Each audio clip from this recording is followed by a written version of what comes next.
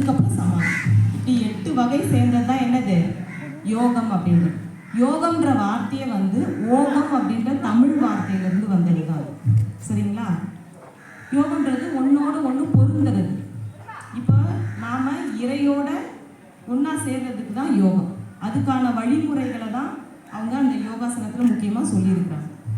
First வந்து இயமம். இயமம்னா என்னென்னா, ஒரு மனுஷன்னா அவன் எப்படி இருக்கணுமோ அப்படி இருக்கணும், அதுதான் இயமம்.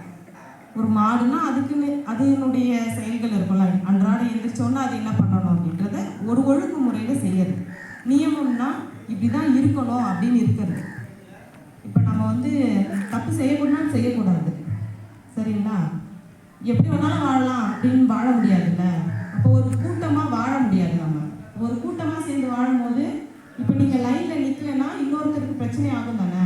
ஒரு இடைவெளி விட்டு நிற்கும் போது எல்லாருமே ஒரு ஒழுங்குமுறையை கடைபிடிக்கிறீங்கல்ல, இதுவே நியமம் தான் சொல்லப்போனால். காலையில் எழுந்திரிச்சு இதை பண்ணணும், பல்லு வளர்க்கணும், குளிக்கணும், சாப்பிடணும் அப்படின்னு ஒரு ஒழுங்குமுறையை கடைபிடிக்கிறோம்ல, அது எல்லாமே நியமம். அது மட்டும் இல்லாமல் மற்றவங்களுக்கு எந்த தீங்கும் செய்யாமல் இருக்கிற மனநிலையை வச்சிருக்கிறதுக்கு பேர் நியமம். ஒன்றும் இல்லை, இப்போ எனக்கு ஒரு விஷயம் பிடிக்குது, அது வந்து இன்னொருத்தரை பாதிக்குது அப்படின்னாலும் எனக்கு பிடிக்குதுன்றதுதான் நான் செய்வேன் அப்படின்னா அது தப்பு. எனக்கு பிடிக்குது, அது யாரையும் பாதிக்காது அப்படின்னா நீங்கள் எதை வேணாலும் செஞ்சுக்கலாம். சரிங்களா? சிம்பிளாக சொல்லணும்னா அப்படிதான். அதுதான் நியமம். ஓகேவா? அதுக்கப்புறம் தான் ஆசனம். உடலை வந்து என்ன பண்ணுறாங்கன்னா, உடலில் நிறைய நோய்கள் வரும் இல்லையா. முக்கியமாக வந்து இந்த மஸ்குலோஸ்கெலட்டல் டிசீஸ் தான் இப்போ அதிகம். இப்போ 30 வயசுல இருந்தே நம்ம வந்து இந்த முட்டி மேலே இருக்கிற மசில்ஸு, கீழே இருக்கிற மசில்ஸு, உடம்புல இருக்கிற எல்லா மசில்ஸுமே வந்து நம்ம கான்சன்ட்ரேட் பண்ணணும். ஜாயின்ஸில் கான்சன்ட்ரேட் பண்ணி அது எல்லாமே என்ன பண்ணணும், ஃபிட்டாக வச்சுக்கணும். அப்படி வச்சுக்கலன்னா அதுக்கப்புறம் என்ன ஆகும், வயசாகும் போது முட்டி தேஞ்சிச்சு அப்படின்னு நிறைய பேர் வராங்க. இப்போது பிஎஸ்சிக்கு வர முக்கால்வாசி பேர் என்னது, முட்டி வலி, கால் வலி, கை வலி இதில் தான் வராங்க. ஓகேங்களா? இதுக்கெல்லாம் காரணம் என்னன்னா, அவங்க சின்ன வயசுல இருந்தே நம்முடைய உடலை வந்து கான்சன்ட்ரேட் பண்ணி எப்படி வச்சுக்கணும், ஃபிட்டாக வச்சுக்கணும், டெய்லி ஃபிசிக்கல் ஆக்டிவிட்டி பண்ணி நம்மளை தயார்படுத்தி வச்சுக்கணும் அப்படின்னு பண்ணலைன்னா, இயற்கையே என்னது, சின்ன வயசுலேருந்து நம்முடைய உடல் வந்து கொஞ்சம் கொஞ்சமாக வளர்ச்சிக்கு போய் அதுக்கப்புறம் கொஞ்சம் கொஞ்சமாக அழிவு நோக்கி போகிறது தான் நார்மல். ஓகேவா? அப்போ உடல் என்ன பண்ணோம், நமக்கு சப்போர்ட் பண்ணாது. ஆனால் அந்த ஏஜில் உங்களுக்கு நீங்கள் ஆரோக்கியமாக இருக்கணும் அப்படின்னா இப்போத்துலேருந்தே இந்த மாதிரி யோகாசன பயிற்சி, எக்ஸசைஸோ அல்லது இப்போ டான்ஸ் பிடிச்சிருந்தா டான்ஸ் ஆடலாம், விளையாட்டு பிடிச்சிருந்தா விளையாட்டு, ஏதோ ஒரு ஃபிசிக்கல் ஆக்டிவிட்டியை வந்து நீங்கள் அதிகப்படுத்தணும். இப்போலாம் நான் கம்யூனிகபிள் டிசீஸ்ன்னு அதிகமாகிடுச்சு. நான் கம்யூனிகபிள் டிசீஸ்னால் என்னென்னா, ஒருத்தருக்கு இன்னொருத்தருக்கு தொற்றாது, ஆனால் நமக்கு மட்டுமே அந்த வியாதி வரும். அது வந்து நம்மளை மட்டுமே பெருசாக பாதிச்சுக்கிட்டே இருக்கும். இது என்னென்னா நம்ம லைஃப் ஸ்டைலாலையும் உணவாலையும் வரக்கூடியது.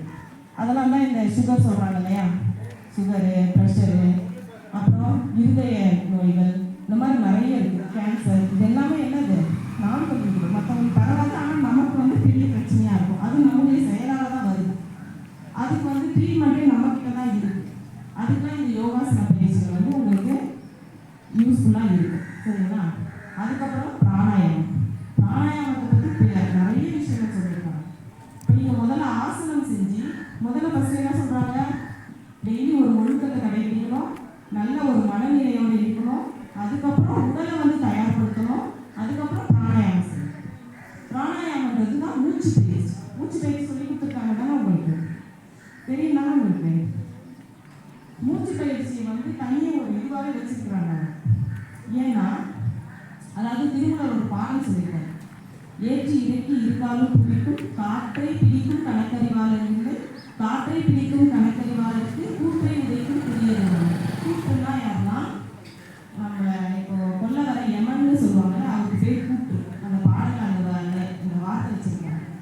அவரையே வந்து நம்ம உதைக்க முடியுமா, நம்முடைய உயிரை வந்து பிடிச்சு கூட்டு போக அவரால் முடியாது. அந்த அளவுக்கு அந்த பிராணாயாமம் நமக்கு ஹெல்ப் பண்ணுவோம். ஸோ நம்ம வந்து அந்த பிராணாயாமத்தை வந்து கண்டிப்பாக நம்ம கற்றுக்கணும். அதை டெய்லியுமே நம்ம செய்யணும். அது மனம் மற்றும் உடல் இரண்டையுமே வந்து நமக்கு காப்பாற்றி கொடுக்கும். சரிங்களா?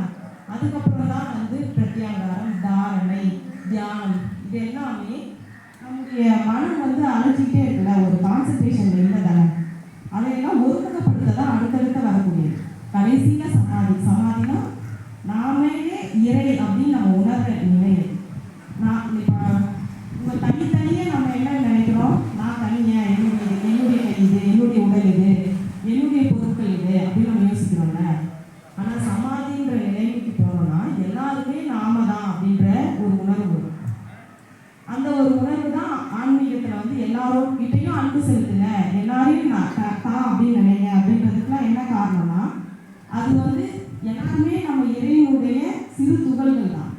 கடைசியில் நாம இறைக்கிட்டு தான் போக போகிறோம். அவர் நம்ம கூட இருக்கிறாரு. ஆனால் நம்மளை உணரணும்னா என்ன பண்ணணும்? நம்ம சக இப்போ நம்ம கூட இருக்கிற எல்லாரையுமே சமமாக நடத்த தெரியும். அவள் தான் நான் எனக்கு என்ன இம்பார்ட்டன்ஸ் கொடுக்கணும், என் பக்கத்தில் இருக்க என் ஃப்ரெண்டுக்கும் அதே இம்பார்ட்டன்ஸ் கொடுப்பேன் அப்படின்றது தான் அந்த மனநிலை. அதை பொதுவாக நமக்கு உருவாகாது. சரிங்களா? அந்த உருவாகிற மனநிலைக்கு நம்ம போகிறது தான் அவங்க வந்து சமாதி நிலை அப்படின்னு சொல்கிறாங்க. ஆன்மீகன்றது ஒன்றில் கோயிலுக்குலாம் போய் உருண்டு பெறன்றதுலாம் இல்லை, தன்னை தான் உணர்றது தான் ஆன்மீகன்றது. சரிங்களா? சரி, இப்போ நான் வந்து உங்களுக்கு பிராணாயாமம் சொல்லி கொடுக்குறேன்.